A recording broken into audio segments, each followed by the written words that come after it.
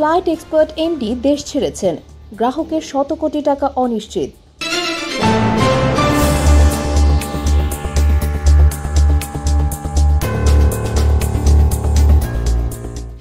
Welcome to CB news.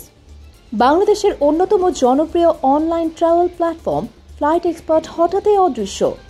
Office বন্ধ, website উধাও এবং গুঞ্জন উঠেছে প্রতিষ্ঠানটির ব্যবস্থাপনা পরিচালক সালমান বিন রশিদ পরিবার সহ দেশ ছেড়ে পালিয়েছেন। টিকিট বুকিংয়ের জন্য শত শত কোটি টাকা অগ্রিম দিয়েছে এমন অনেক এজেন্সি এখন দিশেহারা। এমডির হঠাৎ দেশত্যাগের খবরে মতিঝিলে ফ্লাইট এক্সপার্টের অফিসে ভিড় করছেন গ্রাহক ও টিকিট এজেন্সির মালিকরা।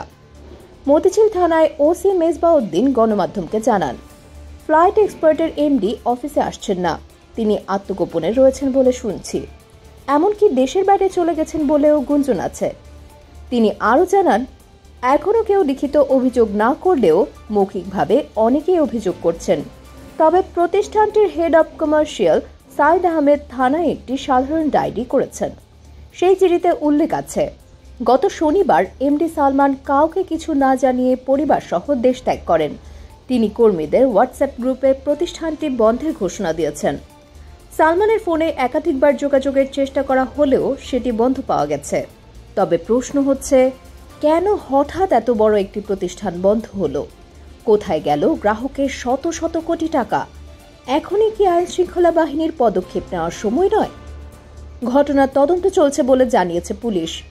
তবে প্রতারিত গ্রাহক ও এজেন্সিগুলোর টাকা উদ্ধার এবং ন্যায় বিচার নিশ্চিতে দ্রুত পদক্ষেপ প্রয়োজন। আপনি কি কখনো ফ্লাইট এক্সপার্টের টিকিট বুক করেছিলেন? নিচে কমেন্টে জানিয়ে দিন। এরকম আরও আপডেট পেতে চ্যানেলটি সাবস্ক্রাইব করুন, ভিডিওটি লাইক ও শেয়ার করুন। Subscribe now for daily news and updates.